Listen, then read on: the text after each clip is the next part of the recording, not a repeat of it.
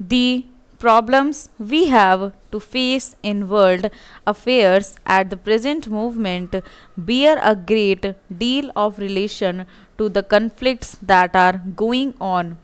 We have stated repeatedly that our foreign policy is one of keeping aloof from the big blocs of nations and being friendly to all countries and not becoming entangled in any alliance, military or other, that might drag us into any possible conflict.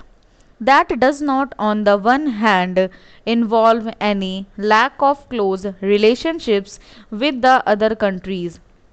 The House will remember that some time back I mentioned the question of India's possible relationships with the Commonwealth, and I informed the House of the broad lines of our approach to this problem, and I gathered that the House agreed to it.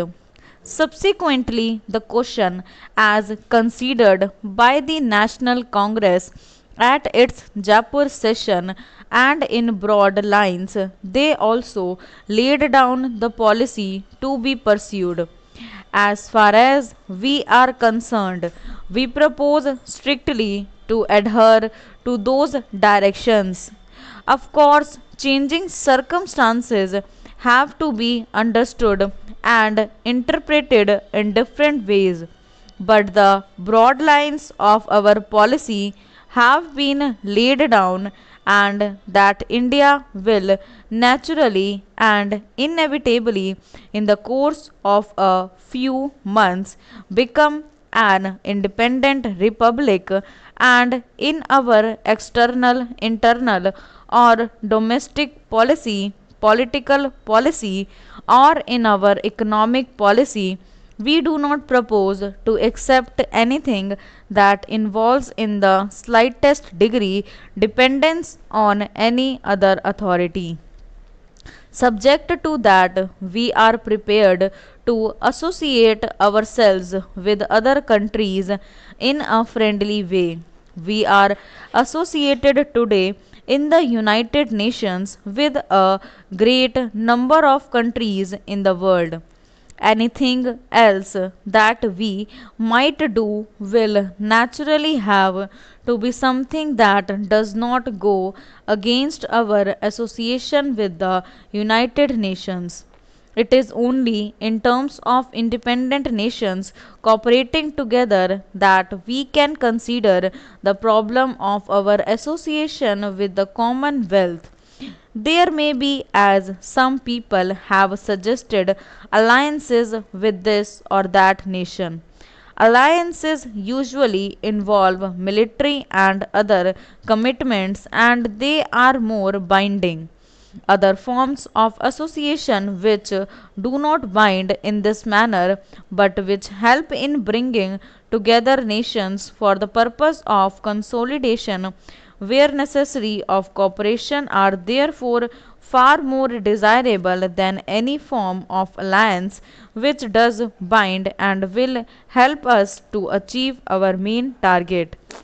Recently, there was a conference on Indonesia held at India's instance in New Delhi, and many countries from Asia attended it. Besides Egypt, Ethiopia, Australia, and New Zealand. The conference forcibly brought several matters before the world's eye, and one of the resolutions passed at that conference was that we should explore methods of close cooperation. We are pursuing that line of inquiry, and perhaps in the course of a month or two, or perhaps more, we may have some more definite results to consider. Possibly, we might have another conference to consider the possible lines of cooperation.